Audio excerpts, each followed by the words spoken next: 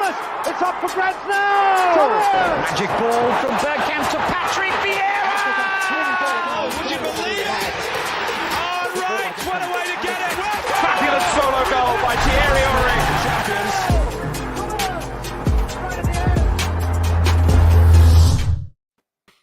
Hi.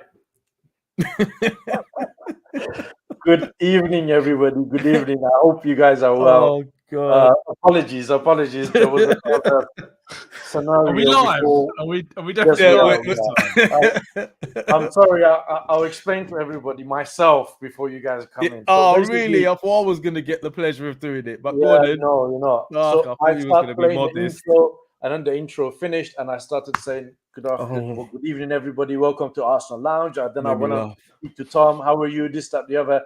And I realized we're not even live, and we just went through all of that for nothing. But this time we're live.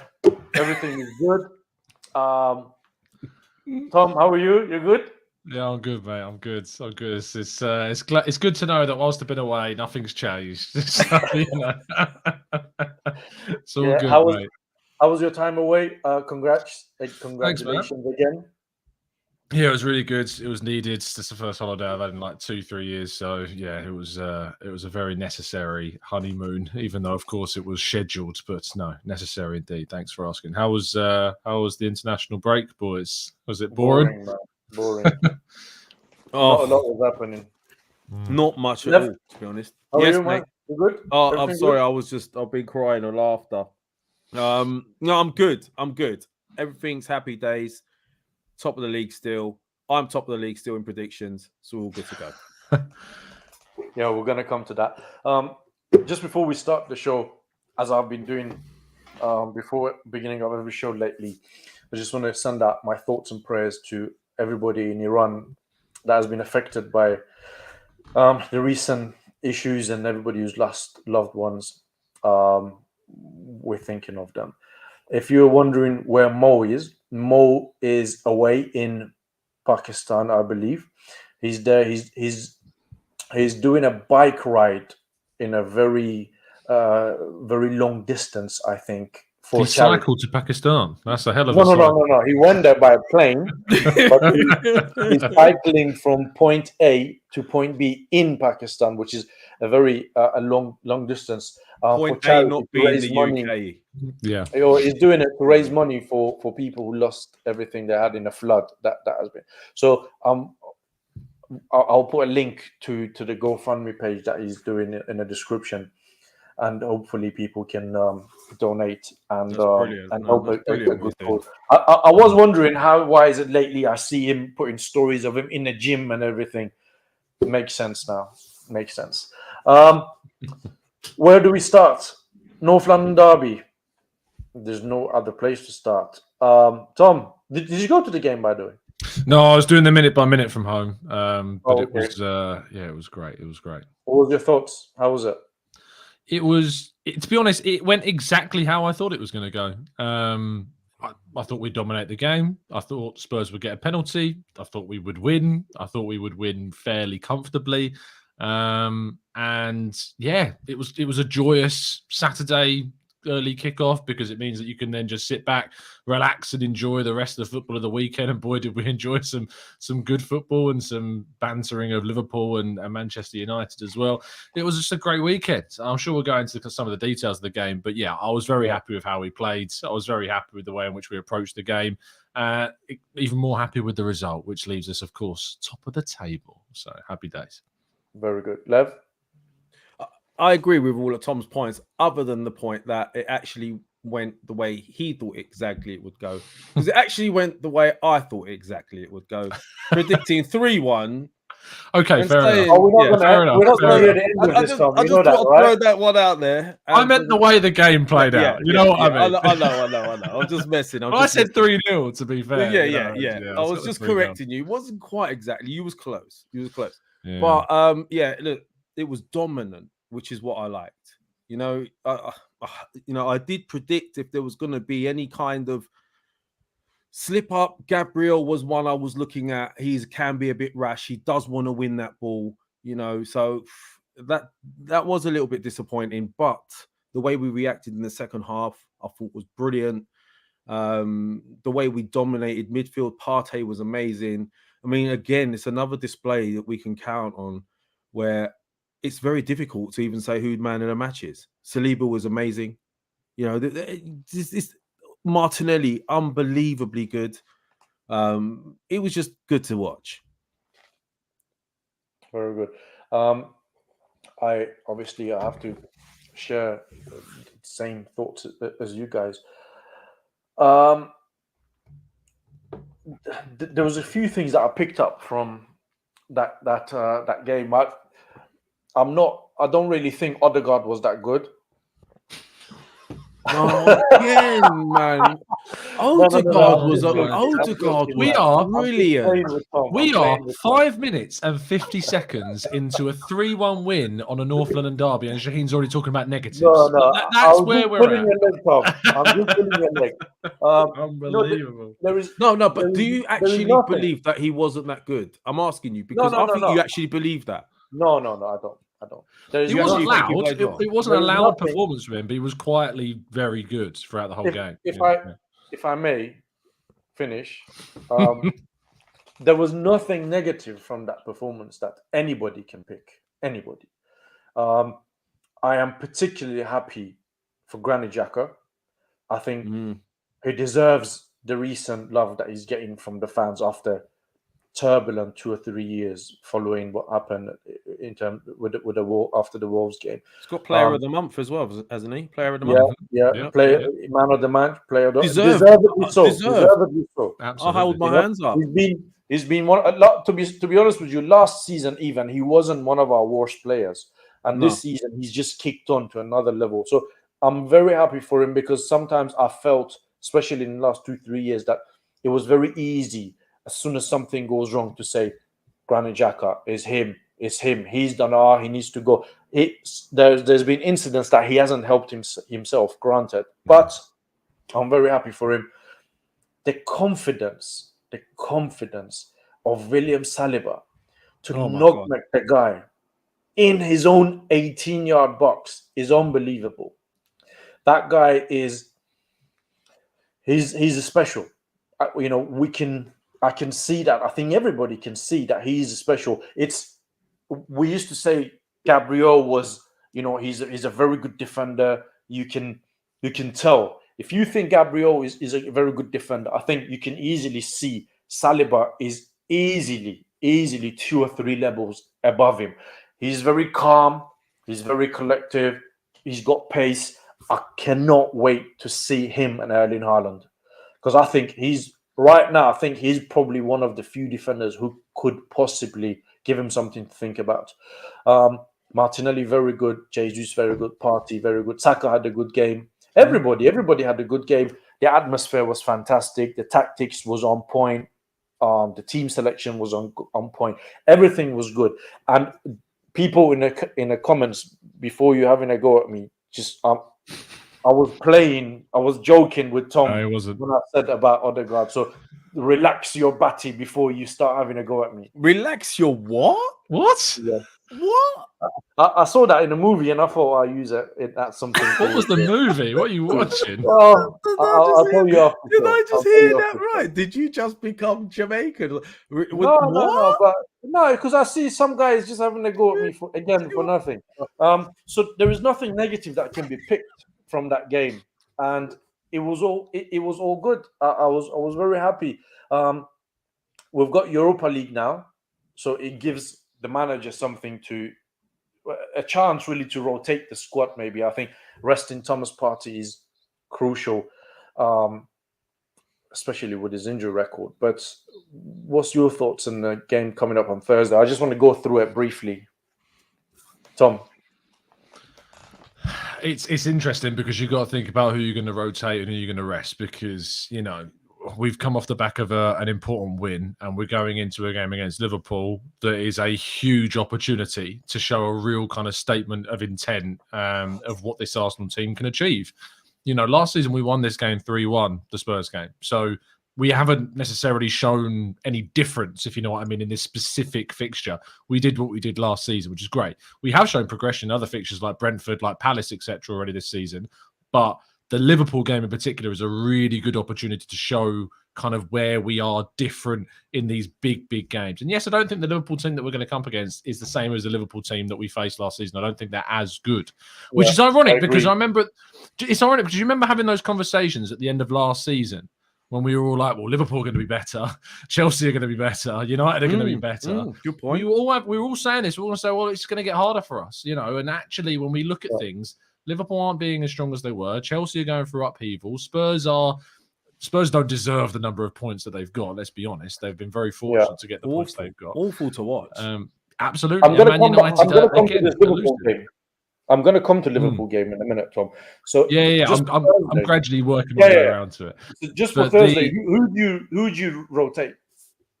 For me, I think that it's not going to be about rotating loads of players. I think that there will be probably about half and half of what would be starters and what will be rotation. I think obviously Turner's going to come in. I think Tomiyasu will come in. I think Tierney will come in. I think that one of the main centre-backs will stay. I think Xhaka will stay. I think Lokonga will come in and Vieira will come in. And I think one of the front three will stay, with Nketiah and Marquinhos being the other two. So I guess it's more like 70% of the teams being changed. I agree. But I think one of the front three has to stay. And to be honest, I'd probably have Jesus as the one that stays because he's one yellow card away from suspension. So he's going to miss a game at some stage. So why not use him in these Europa League games and get the additional goals? Because we need to win the group. It's important that we do. I mean, the good thing is we don't really have a difficult group per se, so it does give us an opportunity to rotate the team, if they don't obviously mess it up. What about you, Lev? What about Thursday? What's your thoughts on that? Yeah, I kind of agree with what Tom's saying, to be fair. I mean, on one hand, we do need to make sure we win this thing or try to at least go to the latter stages of it. So it is a balancing act. And this is where I do worry about how squad depth in general. I would like us to add some, maybe in January. That's my concern if we get a couple of injuries. But as it gets more serious and further down the line in the contest, we might start using the better players like your Partey's and all that to ensure that we're going to win it. So then again, you risk injury. So that's my concern moving forward with it. But yeah, hopefully it should be enough. We should have enough in the locker to beat them. Yeah, I agree with you. I think it's important that we do rotate the squad because on Sunday, I think it's Sunday, 4 o'clock kickoff, which is good because we're playing at home, so it's not away. It gives us time to recover for the Liverpool game. I'm looking forward to seeing Marquinhos, by the way. I am looking forward to seeing Marquinhos. He's done all right every time he's come in. No, I think he's going to be something else. This kid, I see the way he moves and how slick he is and the speed he has and how direct he is. I see something in Marquinhos. I'm excited by him. Yeah. Just a few talking points from the North London derby before we move on. Do you think the game was reffed properly? Yeah. I actually thought it was one of the performances where I wasn't really looking at the referee. It didn't really come across my radar at all as anything I was annoyed about. I thought it was a penalty.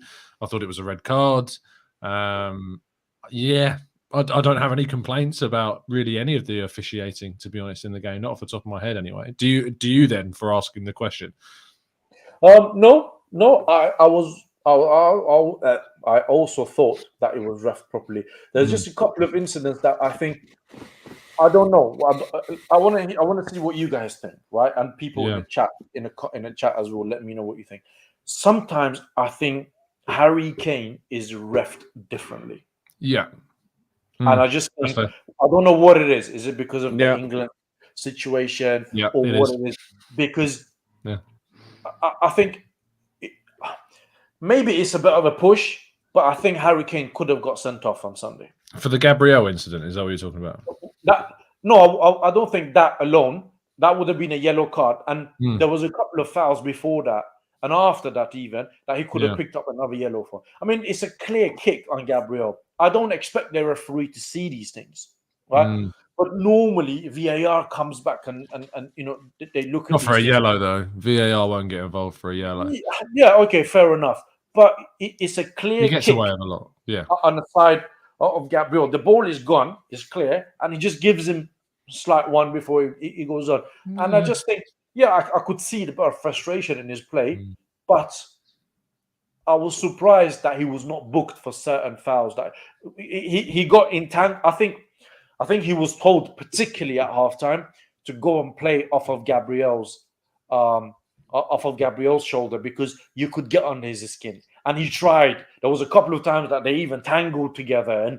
But I think Gabriel, he kept his cool and he didn't react, especially after that kick. He could have got up, react, and that could have been different. What do you think, Lev?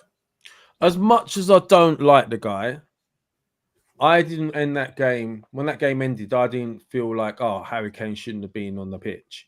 I didn't feel that way. I got to be honest with you. Like I do feel he's ref differently. I do agree with you on that. And my verdict with regards to the referee for that game is I didn't think he was. I think he was more lenient with Spurs than he was with Arsenal. I know we tend to have that feeling, but I just felt like it was easier to give us a yellow than it was for them. I mean, I saw a lot more niggly challenges from their end that wasn't punished for quite some time. But as for Kane going off, nah, we didn't need him to go off anyway, did we? Dealt with. I mean, to be honest with you, talking of Kane, I will say this. Yeah, the record books will say he scored another goal against us in the derby. But when I say to you, other than that penalty, did Kane really cause our centre-backs that many problems? I mean, think about how well Saliba played, for example. Kane didn't really get a kick in that game. So, it would, again, penalty, he gets a goal. Harry Kane. Yeah. I think we have to look at Conte, in this. Oh, as awful football. Awful. Like, we knew, we all predicted that he's going to come and he will play defensive. He will look to get us on counter. But it wasn't even that, because we all thought we did a show with judges on Friday before that, and we did one before, and everybody agreed that he will probably play three in the middle because he wants to have that control. I was surprised that he didn't, and he just went with a normal system. So yeah, I'm surprised that it wasn't the control performance from them that I saw against Liverpool and Man City, Tom. But the thing is that performance is exactly why I think that it was the right choice that we didn't go for a short-term manager for this team. And this isn't talking about kind of specifically going, Arteta's, the Messiah. No. None of us knew what was coming. This is about saying that Arsenal needed an overhaul. Arsenal needed we didn't need another Unai Emery situation. We didn't need an Antonio Conte 18, 24 months. We needed someone that was going to steady the ship, stop the slide, turn things around, and put us back on the right path. Now, is Arteta going to be the guy that takes Arsenal to their next title? I'm very doubtful of that. Even with this season going the way it is, I just can't see Arsenal usurping Manchester City at the moment. I just don't see it happening. Maybe we'll talk about title challenges a little bit later. But for me, Arteta was still, that style of coach was a much better pick than, say, a Conte, who would have come in like he has at Spurs, have an immediate impact, get them into the Champions League, sure, but he, in my mind, is going to leave them in a worse position, and they're going to have to get a coach that isn't as good as him afterwards, and they're going to be left with players like Perisic, who is obviously older. They're going to be left with Kane and Son now moving towards the twilight years of their career. They're going to be in their need of an overhaul, and they won't have really, unless they win a trophy, have achieved anything. So for me, I think Arsenal went down the right route of going through that project phase rather than an immediate kind of attempt to win things now with a team that wasn't good enough at that stage. Yeah, those players can are I not just going to add have to that? value either. Shaheen, can I just add to that? I mean, whatever we say about Arteta and however it ends, one thing I will say, we can always credit him for gutting it all out from the core and changing everything from within and bringing in a better level of player that we look at now, the criteria of player, the style of play, a pattern of play. It's all in there. It's almost like a manual he's written for that club now. So, the way he plays clearly works. You just have to have the right type of players, and it's going to be tough against City, but he deserves a lot of credit right now. Okay. There's a couple of other things. that I wanted to discuss with you guys. What do you think was the thinking behind starting Zinchenko in that place? Because me and Lev, we both thought that Tierney would be a better suit for this game. But I think it's now obvious, at least to me, that Tierney is not the first choice left back anymore. What you guys It's a good think about argument. this? What's your thoughts on this? Because it's a difficult one. I don't see Kieran Tierney as somebody that is going to sit on a bench and wait until his chance. So that could be a problem there. But Tom, I'll come to you. Good question. It is a good question because, you think about Tierney and you go back to 2019 when we brought him in. And we look at Tierney as going, he's one of the kind of cornerstones of the improvement in recruitment at the club. Yeah. And yet what's interesting is 3 years down the line, we're bringing in a player that's of a similar age that competes with him. And that kind of doubles down on this idea of the improvement in recruitment. Is we're not only adding a quality player to the team, but we're saying, no, that's not enough. We need another quality player that can play in that position and keep these guys on their toes. But you're right in saying I think Zinchenko's the starter. And I think that's because he's more of what Arteta wants from a left back. Tierney wasn't an Arteta signing, he wasn't, someone that Arteta brought in. And if you look through the whole team, you can create an 11 that is just of players that were signed under Arteta. There are some that like Xhaka and Tierney, of course, that weren't. There are some that came through the academy like Saka, like Smith Rowe. And of course, there's Martinelli as well that was signed before Arteta arrived. But certainly those younger players have developed into the players that are now under Arteta, to the level that they're at under Arteta. And I think we're seeing the best of Xhaka under Arteta. But Tierney's interesting because he's kind of a bit of an anomaly because he's alongside a Zinchenko, who's a different style of player. I was actually one of the people that said I would have started Tierney in this game because I thought he would have offered us more defensively, to cover from the counter-attack. But actually, why should we tailor the way we play to the opposition when what we do with our best team gives us a much better opportunity of just blowing them away? And I think that's when you look at the United game when Zinchenko started, we were punished on the break and Zinchenko was found out in behind. But actually, had we have gone 1-0 up, as I think we should have done, we probably would have gone on to win that game, I think. And we were just unlucky on that day, even though we played better than them. We were just hurt 3 times when they were clinical and we weren't with the chances that we created. So, But it's a good point. Can I just put something to both of you? And this is what I think the situation is. I think, as I discussed this with Lev before, I think Zinchenko is a better footballer, but Tierney is a better defender. And what I've seen this season is when we have the ball, and we're going forward, I see Zinchenko coming into midfield, right? And he comes into midfield, and it's more or less as if it's another person that is coming in to compensate for Granit Xhaka going up a little bit, pushing up a little bit more. And I just think the manager feels that Zinchenko can play that midfield role a lot better than Tierney. That's why I think he's probably getting a nod ahead of Kieran Tierney. In terms of defending, I feel more comfortable with Kieran Tierney playing at left back than Zinchenko because I think his awareness sometimes is a little bit up and down. I've seen this that he's not aware of what is going on around him. But that's just my opinion. I don't know. I wonder what you guys think of this. Lev, I'll come to you. Do you know what? I don't think this is a foregone conclusion yet because. It could only take a couple of bad games in a row for Zinchenko to suddenly lose his position to Tierney. And you're right in the sense of Tierney may not be as all-round as good as Zinchenko as a footballer. Defensively, Tierney is a better defender for me, right? And there were still times in that game against Spurs that I would have felt more comfortable with having Tierney there. But what Zinchenko does is he fills in midfield, and that's what he wants him for. It's great asking this question. Does it mean that Tierney has to move, for example? Does he have to go? Because we saw I saw a silly rumor going around in the Sun today that Martinelli was being looked at by Graham Potter. Imagine that, Graham Potter calling you. Graham Potter calling you. Will you come and play for us at Chelsea? Oh, now if they had said maybe Tierney, I might have looked at that and gone, maybe he could be sold the first team football. Will he get it? Will he not? I don't know. But I think that this situation that happened, it happens at City. Look at City as a team. They've got people that are happy to fight for that position because it's City. You got to create an environment with Arsenal that you want to stay.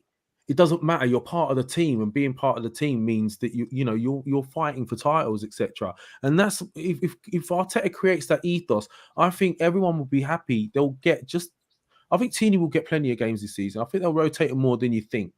And I think Arteta will look at it tactically sometimes and see that maybe Tierney's better for certain games, etc. It could be that, like Tom mentioned, when we go away to Spurs, he might decide, well, you know what, maybe Tierney might be the better option for this game. You don't know. So I think this story's not over yet for Tierney. I think there's plenty to fight for, and that's what we want. Oh, of course.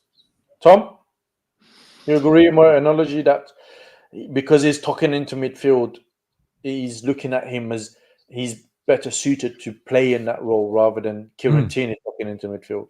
Yeah, absolutely. No, Tierney isn't an inverted fullback, No. And actually, but what is interesting, and without doing a selfish self-plug, although that's exactly what I'm going to do.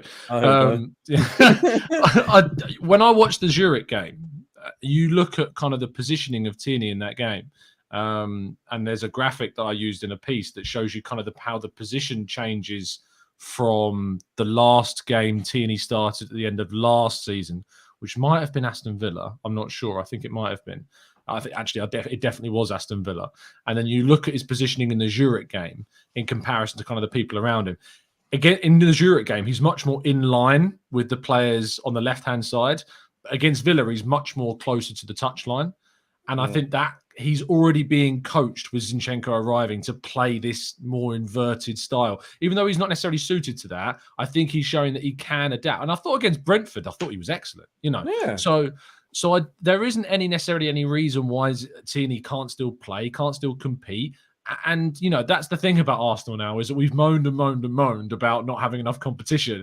We then get competition and we're like, when's they going to start? When are they going to play? This is a problem that we want. It's a problem that we need. I wasn't No, I'm not saying you are. I was just saying discussing So negative, Shane. It's a problem that we've needed. It's a problem that we need to have. So, yeah, it's good. Yeah. Last thing I want to discuss with you guys before moving on from the North London derby. What do you make of Gabriel Jesus so far? He's bloody great, man. Lev. Mate. a breath of fresh air.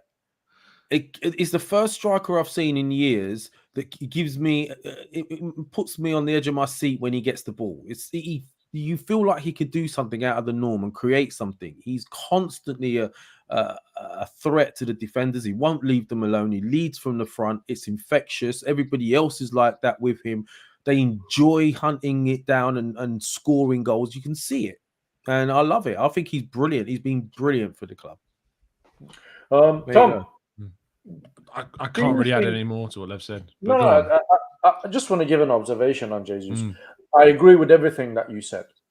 And I think, it is a breath of fresh air and much needed in the club.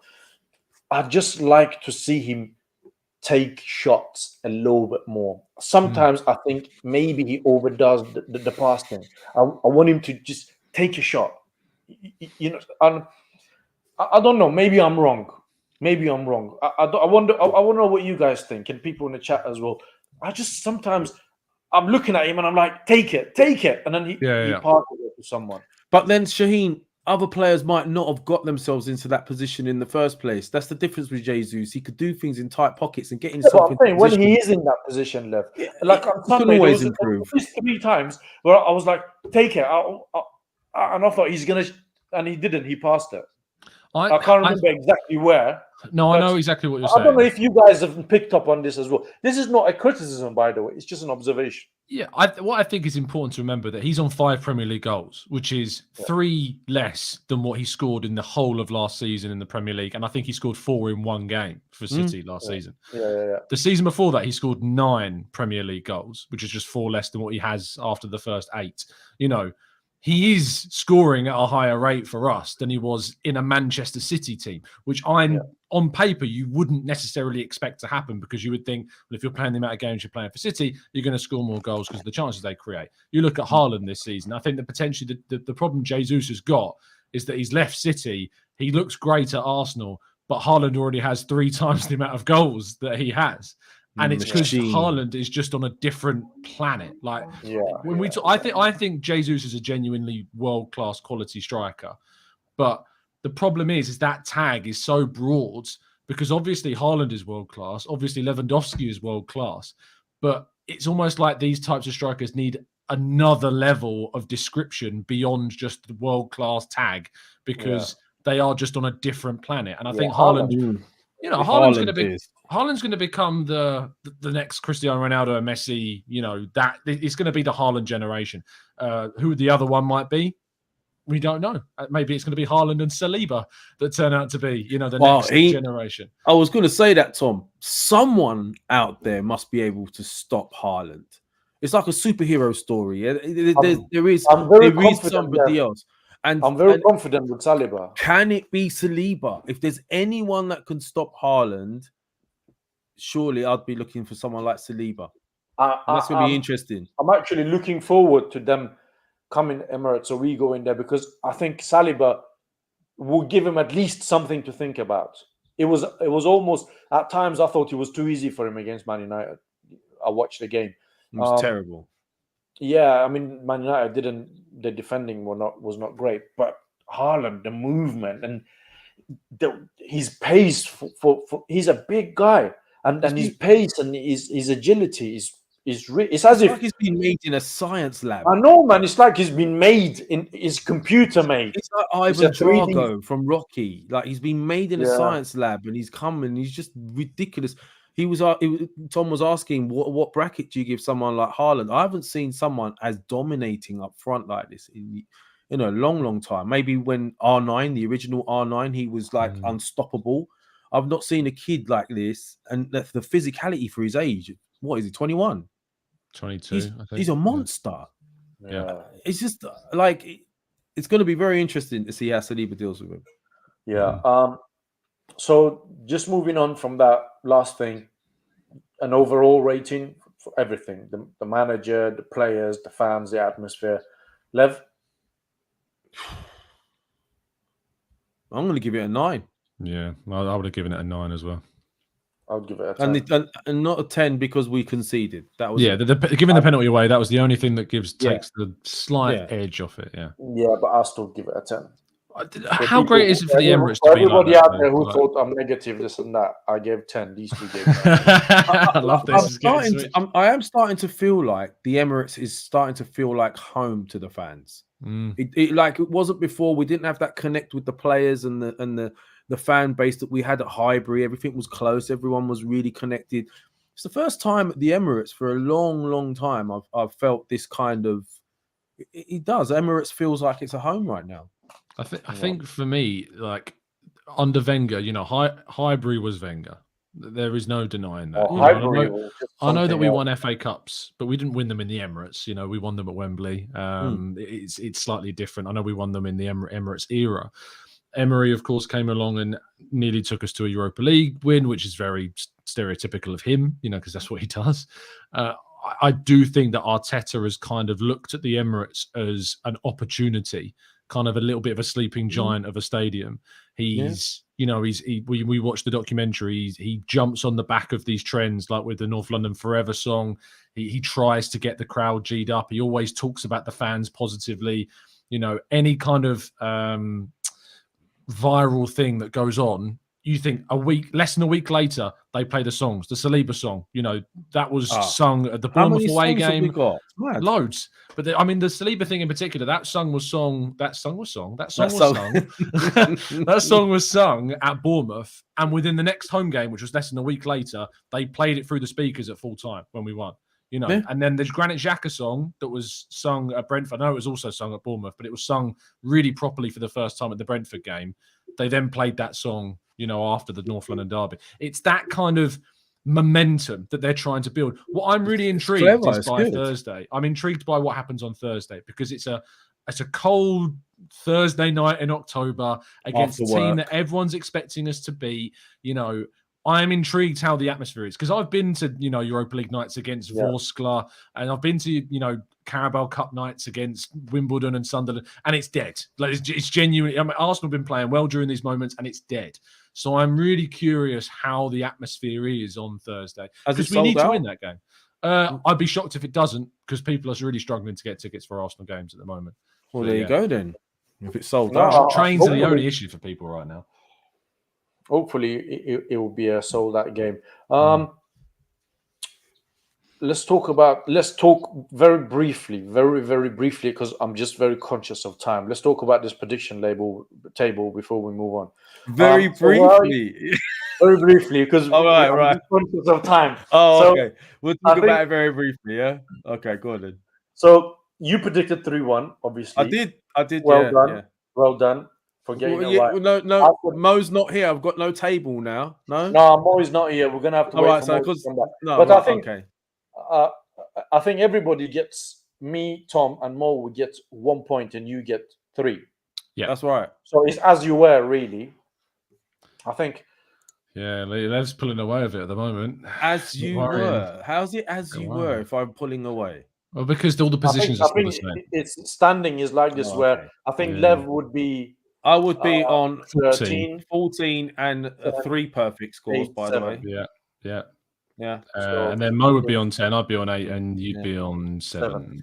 Yeah. So, I should be on all or nothing for this season. This is just unbelievable. Oh, it's gutting, isn't it? It's really gutting that it's not this season. What a turnaround I've done with this. Hey, when you quite finished, Lev. No, sorry. All right. I love that I get away with interrupting you and Lev just gets battered. Should we do one for the Liverpool game?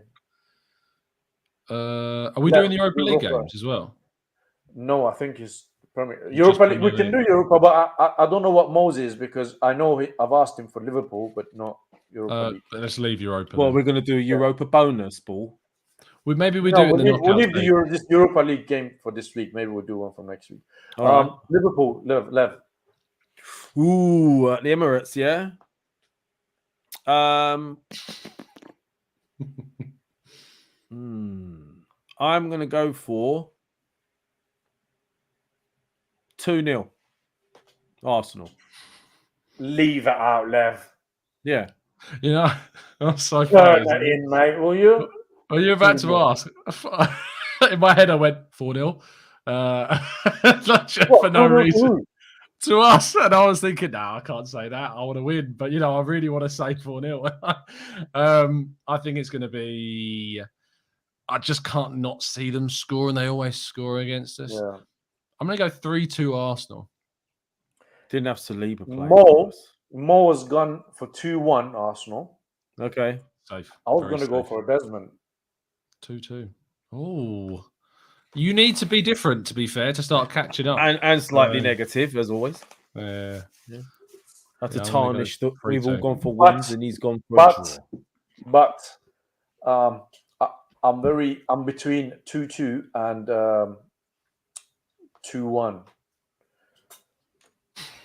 So I don't know. Why are you telling us this though? You've already said. I'll go for 2-2. I'll go for Desmond. It's done now. Desmond. Right.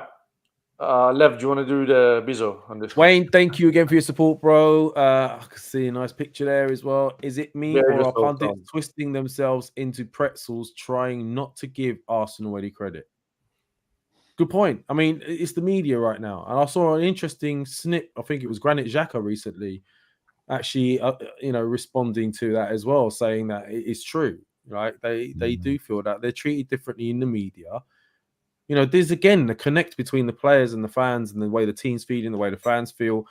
We do feel like we're treated differently in media. We over celebrate. That's highlighted. No one else. I don't hear anyone talking about any other club like that. It's just weird. I think it's the first time ever that Wayne has done a super chat, and there's nothing that he's disagreed with me on. Thank you, Wayne. It's a first. It's a first, mate. Let's talk about the Liverpool game because there is something else I'd like to discuss in the last 10 minutes. I watched them against Brighton. All right. There was that, as Tom said earlier, that definitely is not the Liverpool of last season. They were very sloppy. They were really poor, especially in defending. Virgil van Dijk looks like an average defender out of a sudden. Going forward, they're not great. I think Mane always used to do very well against us, and I'm glad that he's not playing. I'm very, very confident that we can beat them. I'm more confident in us beating Liverpool than Tottenham. I would have loved to have seen, like, if I had a time machine a year ago to see Shahid saying a years later, I'm confident we can beat Liverpool. Listen, I just feel like I'm in a twilight zone right now. Listen. My feelings and my thoughts reflects on what I'm seeing on the pitch. Yeah. 1 year ago, this time, it was what I was seeing. What I'm seeing now is totally different. I haven't moaned this season. I've given everybody credit, even Odegaard. And I'm happy with everything. There is no reason for me to be negative, because if I was negative now, it would be because I have an agenda. Because I can't be negative now. So good point. Good point. I said to you, I'm more confident about us beating Liverpool than I was about us beating Tottenham. Over to you, Tom.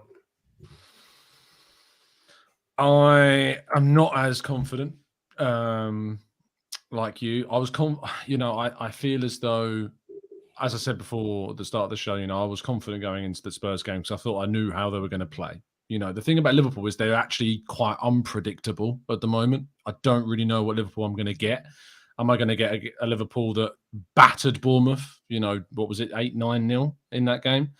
Or am I going to get a Liverpool that drops points, that concedes easily? I think obviously we've got to target Trent Alexander-Arnold with Martinelli on that left-hand side. We absolutely need to. That's if he plays him. Of course, he may be dropping him for Gomez, or who else is an option? The thought of playing Martinelli against him right now in the form that he's in. Look, Jesus against Van Dijk as well is going to, because Van Dijk is. I watched them. That game was 3-3. Every time Brighton attacked, listen. Yeah. I'll tell you something. Yeah, in the first 30 minutes, if it wasn't because of Alisson, Brighton would have been at minimum 4-0 up. If it wasn't because of Alisson, he made 2 really, really top saves. I don't know if you guys have watched the game or not. Yeah, I did. I watched it. Yeah, I saw it. If it wasn't because of him, first 30 minutes, they'll be 4-0 down. And I think with the form that we're in and the confidence that we have, compare that to the form they're in and the confidence that they have, going forward, they were not great. Salah was poor. And, listen, for all I know, they could turn up at the Emirates and they will just... We should win. We should win. We should win. The Arsenal of old would lose this game. Yeah, absolutely. Now the Arsenal we think we're seeing at the moment, I'm expecting a result.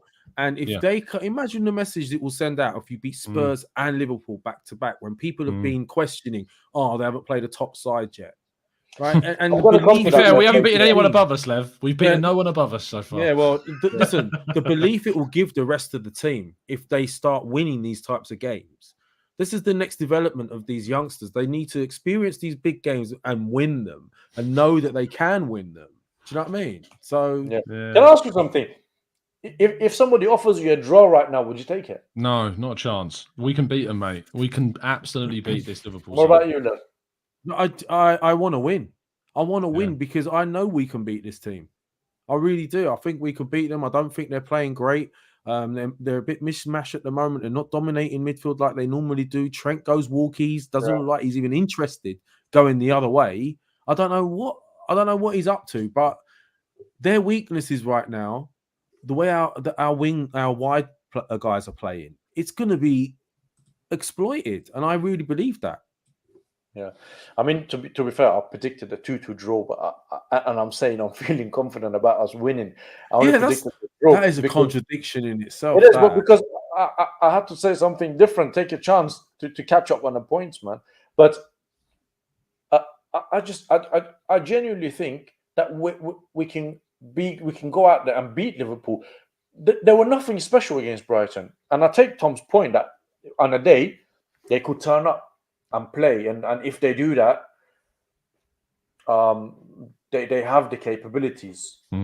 So, of beating Shaheen, us. then, let me ask you a question. If that's how you feel, what's behind your 2-2? You say you want to catch up, so you've gone for 2-2.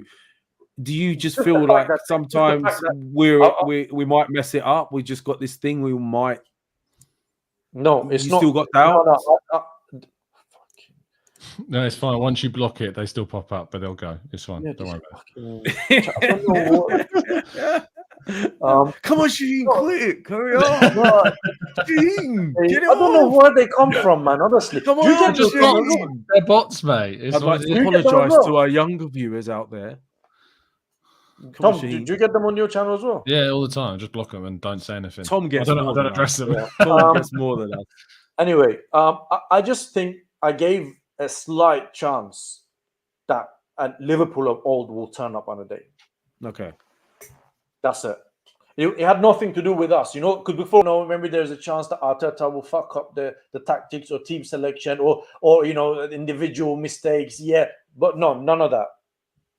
The only thing is, I think Liverpool of old will turn up, and even if they do turn up, Liverpool of old, I still gone for a draw because I still don't think that they'll beat us.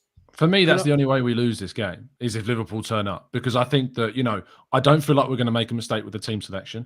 I don't feel like we're going to make a mistake with the way that we're going to approach the game. I don't feel like we're going to make a mistake with how we, handle things or how the atmosphere is going to be or what subs we make. I just don't have the doubt in my mind. The only doubt for me comes from how good Liverpool can be. That's where it comes from. Yeah. Can I ask very quick go on. questions then, guys? Right? Yeah. Okay. Firstly, what do you think is going on with Liverpool right now? Are they a team in decline or just lacking in confidence? That's one thing. Second thing, when do we start to think, when we can start to consider Arsenal as genuine title challengers? When in your mind? Leave that one for now because we're going to talk about that in the last 10 minutes or so. Just nick my question, didn't he? But Just no, because I said that earlier that I want to talk about that in the last 10 minutes. Oh, here we go. I don't know. I don't really. I only watched Liverpool against Brighton that day because I had nothing else to do, and that was it. And I'm not genuine answer. I don't know, and I'm not really bothered when they turn out to be shit. So I don't really have an answer. All right, nice to know you don't care about my question. All right. Oh, bless. It's all right, man. It's all right. Yes. It's all right. So I have some green tea, mate. Might calm you down. Tom, what about you? Go on. That might be the funniest thing you've said. Go on. Ever. Go on, Shane. Yeah, I'm waiting for you, Tom, to answer now. I was laughing at the comment. Go on. What's the question? The question, Tom, because I'm not allowed to ask the other one because he's nicked it to use later on in the show, is do you think Liverpool are a team in decline or is it just lacking? Oh, yeah. Sorry. No, I did hear it. I think they're a team coming to the end of a cycle is kind of what I think.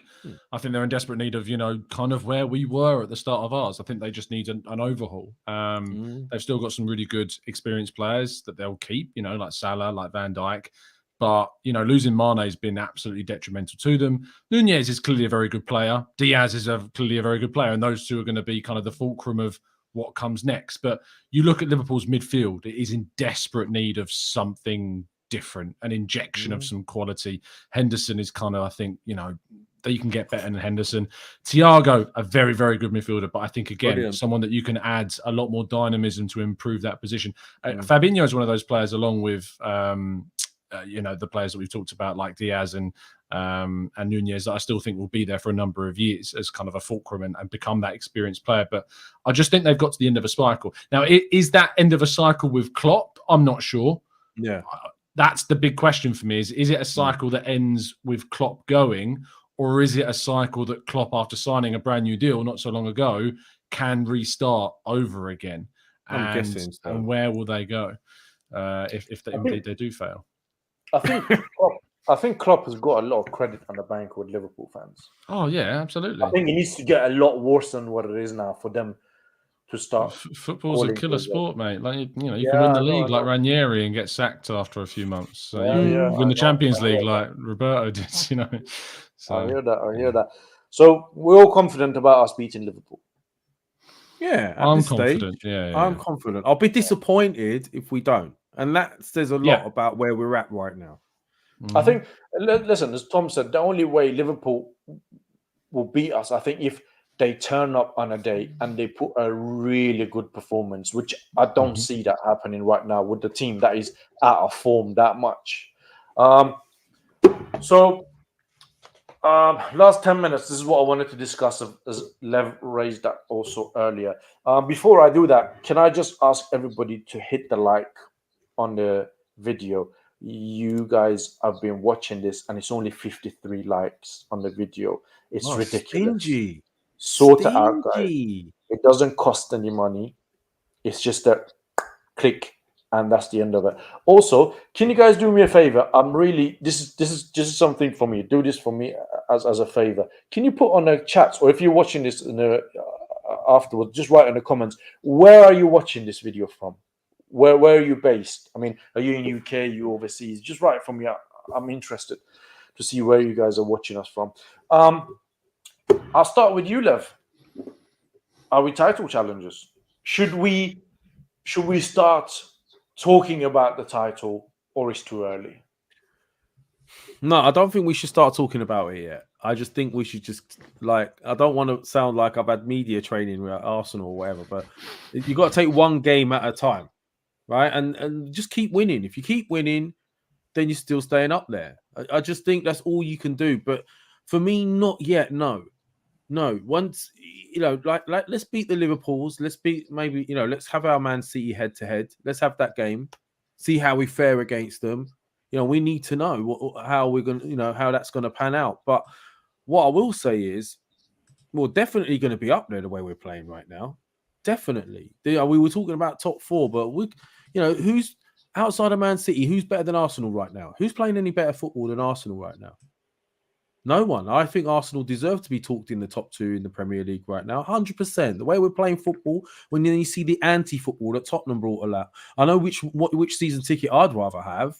It's good to see again. This is like the Arsenal of old. We're seeing flair and dynamism and patterns of play. This is brilliant. So that's how I feel about it right now. No, I don't want to talk about us as title challengers at all. I think that City are unbelievably good, stupidly good. And as I said earlier, we rave about Jesus, but their striker's got 3 times as many goals as him. And he's a cheat code. He's a cheat code. And not only that, but you've got a cheat code creator in De Bruyne behind him. It's the perfect combo. That pass. I know that there's the whole if they had a taller defender than Martinez, maybe they would have headed it away. But that pass for the Haaland goal is mad. And then if he's not there, they've invested in other players that can come in. Julian Alvarez is Julian Alvarez, isn't it? The young Argentinian guy. He's really exciting. It's just a constant churn. They can let someone like Gabriel Jesus go to a title rival, and it doesn't phase. It doesn't bother them in any way. And to be honest, and whilst I don't consider us title rivals, certainly City and Guardiola will be looking at Arsenal as potentially their nearest rival this season. And he's always said that about Arteta, to be fair. Guardiola's always said that Arteta will, take Arsenal to these heights. But no, not until, for me, Arsenal have not been involved in a title challenge unless we're in touching distance come April, May, for me. That's a team that have challenged for a title, is that they're still within touching distance in the last month or two of the season. That's it for me.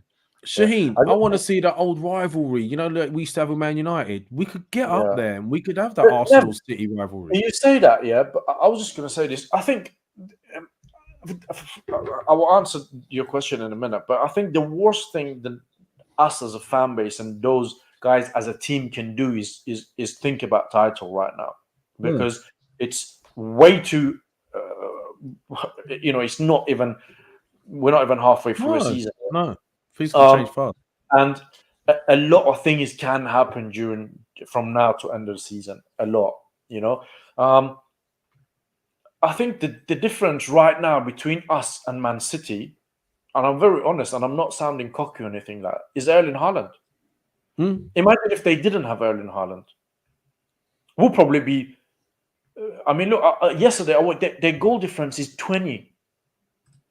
You know, they put a chart yesterday. I was watching Sky. They put something up on the screen. I think it was the players who has had 3 hat tricks in a Premier League.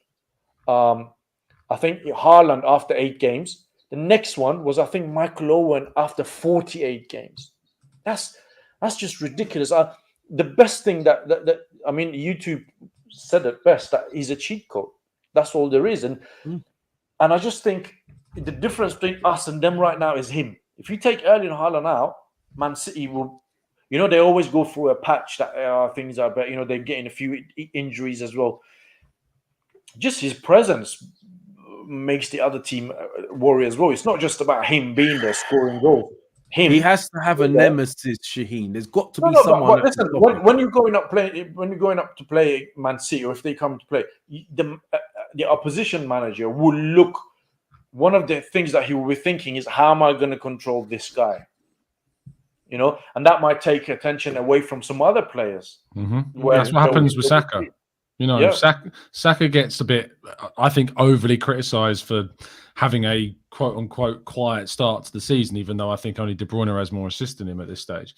I think actually it helps us that they put 2 or 3 players on Saka, because it draws attention away from Jesus and Gabriel Martinelli, who ironically have had the better start to the season from a goal-scoring perspective. And I think that's because Saka's being focused on, and so who cares? No, who cares? Because it's still. And to be honest, Saka was responsible for the creativity around 2 of our goals against Spurs. So no, 100%. And I just think Haaland.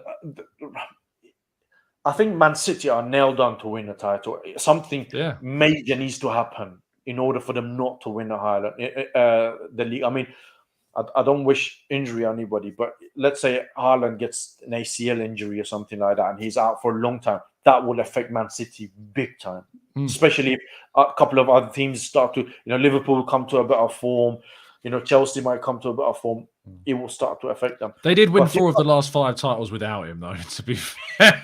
Yeah, they did. They did. But Tom, he's made, I mean, gigantic difference to them. Yeah, of course. I think he's the difference between them not and winning the Champions League. I think he takes them to... That's what they really bought him for. That's what they want. Yeah, that's what they want. I agree. And I just think he's a phenomenal player, honestly. Saliba could still be the one to stop him.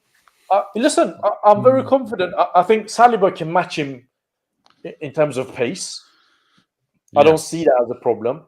I think Saliba is strength better defender than Varane, certainly Martinez, and he's better equipped to deal with someone like Erling Haaland. I don't think they've ever faced. No, I don't think so. It's the positioning, though, Shaheen. Like, Haaland could just go sit on Gabriel, you know, instead, and not have to deal with Saliba. And that will say a lot about Saliba. Unless he man-to-man marks him. Saliba is our best defender, you know, without a shadow of a doubt. And, you know, I still say that the loan last season was absolutely pivotal for his development, to play every single week, to develop areas of his game that weren't the strongest. That, like, defensively, aerially, he came on leaps and bounds at Marseille last year. Positionally, he was really good. You know, he still made mistakes. There was a goal, I think it was Lyon, that he made a mistake and they scored, and it cost Marseille the game. United, his body shape was wrong. He got caught out, I think. Make those mistakes on loan and come back to Arsenal. And yes, you're still young. There's still going to be errors, like as you said there, Lev. But you know, he is just, and now we need to get him to sign a new deal. He's going to be a generational centre back. He's going to be a generational talent, that lad. Like we need to sign him up. If I was a betting man, I think he's going to go Real Madrid. That's what I think will happen. That's my prediction of where he is. That go. kind of defender, isn't he? Come again, Tom? I said if I was a betting man, I would put good money on him ending up at Real Madrid. That's what. When? Either next summer or in, say, 2025, that kind of period. That right there, ladies and gentlemen, is another point that me and Tom Canton agree on. Because I 100% agree with you. I think we've again put ourselves in a situation with Saliba and his contract that he's now holding all the cards. And I think did we? well, I think it was always going to happen this way. Maybe they could have offered him something whilst he was on loan in Marseille. Why would because he accept right now, you know, why would he go, all right, then I'll stay. Do you know what? Listen, why not? And I think, understand it. Hold on, Lev, 1 second. Yeah? And I just think this January transfer window or summer, and this is why I agree with summer, is the last time that Arsenal can realistically get any money for him. Because come summer, it will be last year of his contract. And players lose value, this and that. So that's the only time I pray to God that they do something. Because if Edu can sort this transfer out, sort this contract out, for me, all is forgiven. It's that big for me that we keep this boy. And just one thing before I come back to you, Lev. I watched him last season, and he handled Mbappe no problem at all. Mbappe couldn't outpace him. And if Mbappe cannot outpace you, there's not a lot that he can do. His game is mainly on pace. He will just outpace you, and then he's got time and space to finish whatever it is that he wants to do. So I'm quite confident when it comes to Erling Haaland and Saliba. Lev, you want to say something? Yeah, I mean, I just wanted to say something on the Saliba situation. I understand, and if you visualize a centre-back that would play for Real Madrid, it would be Saliba. And you can see Real Madrid will probably have their eyes all over him. Mm-hmm. Maybe someone like a PSG maybe would look at him. Right. However, there's not many leagues better to play in than the Premier League. It's the atmosphere, it's the buzz that you won't get elsewhere. And he's going to experience what he experienced in France, but he's never really experienced this situation in the Premier League and getting this much adulation from the fans and playing in a team that's very much on the up right now. And if we're challenging, that could give him something to think about. If we're challenging at the top two in the Premier League, the chances are, look at Man City and Liverpool when they were challenging. Sometimes Man City could be winning the league, but Liverpool would be winning the Champions League. They were fighting for that top two position. If you're fighting for the top two in the Premier League, you're a top side. So he could be convinced to stay if we got to put the money down if we're serious. If we're serious about competing for the next few years, you've got to build your back four. You've got to build your stability on William Saliba. He will win you everything. Yeah, I think if I was his agent, I would go to Arsenal and say, Eddie Nketiah is on £100,000. How much do you think my client is worth? This is the sort of talk that agent, would come out with, and he would be right. For once, I agree with the sentence of just give him what he wants, just sign him up, regardless. Because if you don't, he's gonna walk away for free. The clubs will put him on 500,000, like Aaron Ramsey. They'll put him on 500,000, 600,000 a week because there is no fee. Shaheen, it's an investment no-brainer, right? Yeah, even if exactly. you get if you get 3 or 4 seasons out of him, and then what will his valuation be? Like, if you get another couple of years, his valuation is going to go through the roof if he carries on playing the way he's playing. How much do you think he's worth today? 100 million easy. 100 million easy. He's unreal. And I haven't. You think 100 million, Tom? He's priceless. Like there is no price at this moment in time with the contract situation still up in the air. We don't know if he was going to stay or not. There is no price that I think would make me consider selling him. If he was to turn around, say in the summer, and said, "I want to go. I'm not going to renew my contract," then I would say, okay, Eden Hazard wanted to leave Chelsea with a year left. He went for 130 million quid to Real Madrid with a year left on his contract. So I'd be like, if you want to go, fine. PSG, Real Madrid, bidding war, off you go, and get as high as possible. I wouldn't keep him for the last year for then to see him go for free. I would sell him for as much as feasibly possible. We can't do that anymore. To see him leave for free. While we're on a high, we got to try and nail his contract. Of course, 100%. How much do you think he's worth today, Lev? Yeah, I'd have to agree. 100. Listen, if it can change really quick, football, but this lad is just something else. You could see it. You see your players and you think he's going to be top class. You only get a small percentage of those, and this kid is something else. Like when you saw Rio Ferdinand as a kid, for example, right? You knew that he stood out from any other centre backs you'd seen. It was just effortless for him, right? When he was in his prime. And then you see other defenders. He's just of that class. He's just something else. Charlie says in the chat, how much did Fofana go for? He's better than Fofana. Yeah. You know, he's miles better than Miles Fofana. better. He was 80 million, wasn't it, for Fofana or something like that? I'll tell you what, just so we can put that into some sort of context. Can you name a better defender in the Premier League right now? No. In form, no, there isn't. No. I agree. So right now, his confidence, his ability. Look, Maybe that Ben White was audacious against that guy in his 18-yard box, man. Yeah, And look, he's made mistakes. This This is despite the own goal he scored. He also made a mistake against United. We mentioned earlier in his body shape, he got caught out and the ball played in. He could have done that, but he's going to make mistakes. But we're still saying he's the best Premier League defender at the moment. Yeah. So there's room for improvement with this guy.